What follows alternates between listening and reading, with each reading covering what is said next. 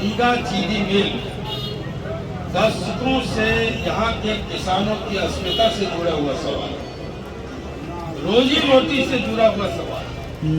और एक बात आपको बता दें कि आज डबल इंजन की सरकार में हम हैं, प्रतिपक्ष में हम नहीं है। पहले जब मैं यहाँ का सांसद होता था तो प्रतिपक्ष में था, आज केंद्र में भी हमारी सरकार है और राज्य में भी हमारी सरकार है। डबल इंजन की सरकार में हमारी पहली दृष्टि है। कलकत्ता की एक कंपनी नागेंद्र भाई लौट गई हल्दिया वाली, लेकिन दो कंपनी 8 तारीख को मीटिंग है दिल्ली में, आप याद रखिए 8 तारीख को। आज 8 तारीख को 2 में से कोई एक कंपनी कम्पीट करेगी और रीगा चीनी मिल इसका धुआं उठेगा। इससे मिल हराम करके चलेगा, फिर से इसके बिगुल बजेंगे।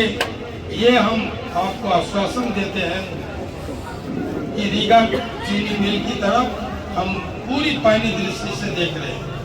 और एक बात बता दें कि रीगा चीनी मिल के किसानों का जब मामला आया था मेरे पास, तो हमने जेल से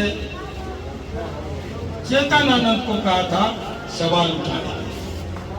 मोतीलाल जी से हमारा संपर्क नहीं हो पाया था, हमारे मित्र हैं, हमारे साथी हैं पुराने।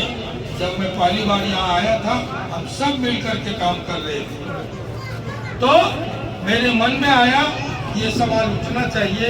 और पेमेंट का सवाल चेतन आनंद ने उठाया था।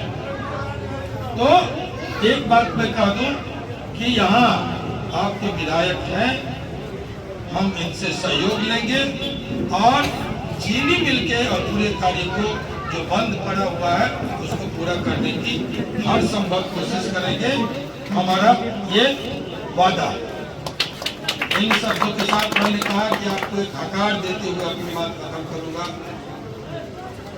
29 तारीख को हम लोगों का नामांकन है लवली आनंद का मोतिहारी में। मोतिहारी में हम मजमा लगाने के पक्ष में नहीं है।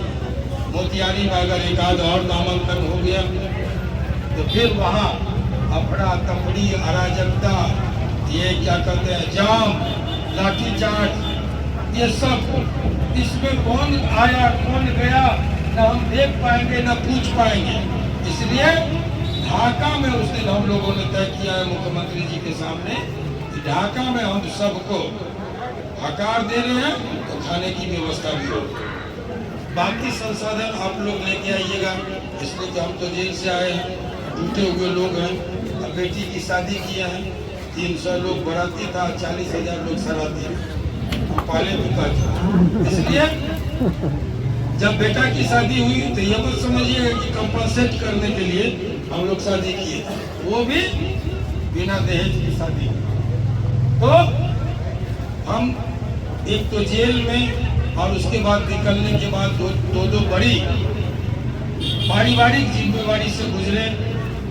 ऐसे में संसाधन के मामले में हम लोग कमजोर हैं।